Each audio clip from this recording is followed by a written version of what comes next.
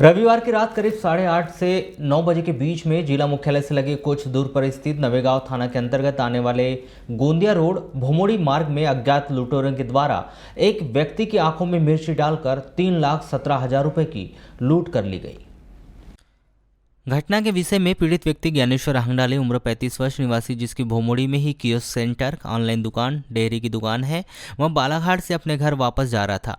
पीड़ित ने स्वयं जानकारी देते हुए बताया कि किस तरह से पूरा घटनाक्रम घटित हुआ है।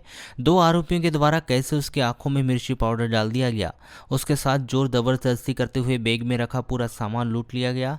इस दौरान लैपटॉप, इलेक्ट्रॉनिक गैजेट, नकदी सहित अन्य सामग्री की लूट कर ली गई।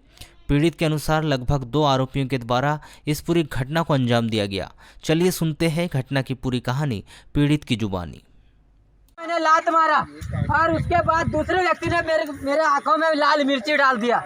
फिर भी मैंने बीच बचाव किया सर, और दूसरा व्यक्ति ने मेरे बैग को खींचा, मेरे बैग को जबरदस्ती खींचा, मारे मेरे को और मेरे बैग को लेके भाग गया सर।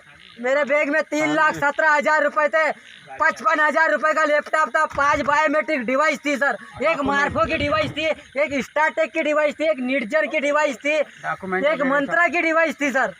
ये 5 डिवाइस थी और पूरे मेरे बच्चों के, मेरे गांव के बच्चे, मेरे कोसवी के बच्चों के जाति प्रमाण पत्र, मूल निवासी, 10वीं की ओरिजिनल मार्कशीट, उनकी ऋण पुस्तिका, गांव के किसानों की ऋण पुस्तिका, सारे दस्तावेज थे सर। मैं तो मर जाऊंगा, मैं बर्बाद हो जाऊंगा, मैं किसानों को क्या जवाब दूंगा ये बताइए मुझे।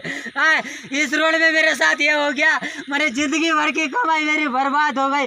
और कमाई जाने दो, मैंने उनको बोला पैसे रख लो, पैसे रख लो, मेरे डॉक्यूमेंट दे दो।